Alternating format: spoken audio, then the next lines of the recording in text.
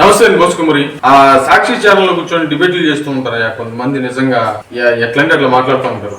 ఎందుకు అట్లాగా లేని పోనీ చిత్రీకరించే ప్రయత్నం చేసి ఆ వైసీపీకి సంబంధించిన కార్యకర్తలు ఎందుకు మభ్య పెట్టేటువంటి ప్రయత్నం చేస్తారో తెలియదు. అలాగని చెప్పేసి ఇప్పుడు నేను చెప్పినటువంటి డైలాగు కూడా వాళ్ళు వేస్తూ ఉంటారు. ఎందుకు జనసేన కార్యకర్తలు మభ్య పెడుతున్నారు మీరు అనేటువంటి విధంగా వాళ్ళు మాట్లాడతారు. ఇప్పుడు వైసీపీకి సంబంధించి నేను ఎట్లా మాట్లాడాను, వాళ్ళు కూడా జనసేనకి సంబంధించి టీడీపీకి సంబంధించి అదే మాట్లాడతారు. సరే, ఎవరు వర్షం వాళ్ళది, ఎవరు వే వాళ్ళది. మొత్తానికి అయితే టోటల్ గా రాష్ట్రానికి ప్రయోజనం జరగాలి, ప్రజలకి మంచి జరగాలి, అంతే అందరూ కోరుకునేది. ఇప్పుడు మన పవన్ కళ్యాణ్ గారి విషయంలో, పవన్ కళ్యాణ్ గారి ఫాదర్ ఆయన విషయంలో ఒక తప్పుడు ప్రచారం చేస్తారు. అందుకే ఈ వీడియో చేస్తున్నాను, చాలా చిన్న వీడియో. పవన్ కళ్యాణ్ గారికి ఇంతకు ముందు వాళ్ళ నాన్నగారి గురించి చెప్తూ, మా నాన్నగారు దీపారాధన చేస్తే, దేవుడికి దీపారాధన చేస్తే ఆ దీపంతో సిగరెట్ ఇచ్చుకునేంత కమ్యూనిస్ట్ మా నాన్న దేవుడిని నమ్మడు అనేటువంటి విధంగా ఒక సత్య చెప్పాడు. ఇప్పుడు మన పిఠాపురంలో ఏంటంటే మా ఇంట్లో ఎక్కువగా రామనామ భజన జరుగుతూ ఉంటుంది అనేటువంటి విధంగా చెప్పాడు.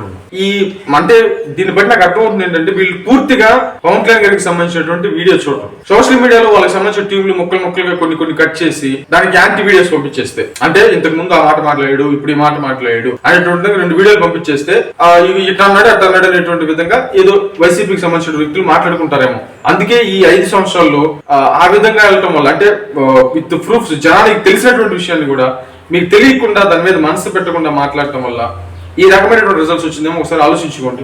నేను ఇస్తున్నటువంటి సజెషన్ ఇది. ఇష్టమైతే తీసుకుని, కష్టమైతే మానుకోండి, ఎవరు ఇష్టం వాళ్ళు అనుకోండి. బట్ నేను ఏమంటానంటే, ఇప్పుడు పవన్ కళ్యాణ్ గారు మొన్న సభలో కూడా చెప్పాడు, పిఠాపురం సభలో కూడా చెప్పాడు, అది ఫస్ట్ లో చెప్పింది సిగరెట్ కాల్చుకుంటాడు అనేటువంటి విషయం అబద్ధం కాదు. ఆ తర్వాత మారాడు, ఎప్పుడు మారాడు తెలియదు ఆయన. మీకు ఆ వీడియో ఉంది చూడండి, మొత్తం కావాలంటే వైసీపీ నాయకులు చూసుకోండి. ఆయన ఎప్పుడు మారాడో తెలియదు. ఇంక అక్కడి నుంచి మా నాన్న మారి ఇక మామూలుగా భక్తుడు దేవుడిని నమ్మటం మొదలు పెట్టాడు. మాకు ఇంక ఏ ప్రాబ్లం వచ్చినా మా నాన్న ఇక రామనామం జపమే చేయించడం మొదలు పెట్టాడు.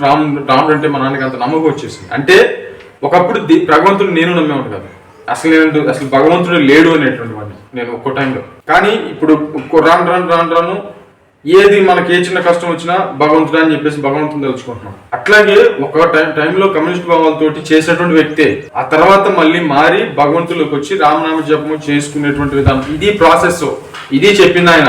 అప్పుడేమో సిగరెట్ కాల్చుకుంటా అన్నాడు, ఇప్పుడేమో మా ఇంట్లో రామనామ భజన అన్నాడు. అసలు ఎందుకు ఇలా క్రియేట్ చేస్తారు నాకు అర్థం కాదు. ఇది ఎంత దుర్మార్గమైనటువంటి విషయం. ఒకసారి ఆలోచించుకోండి, లేకపోతే ఎవరిష్టం.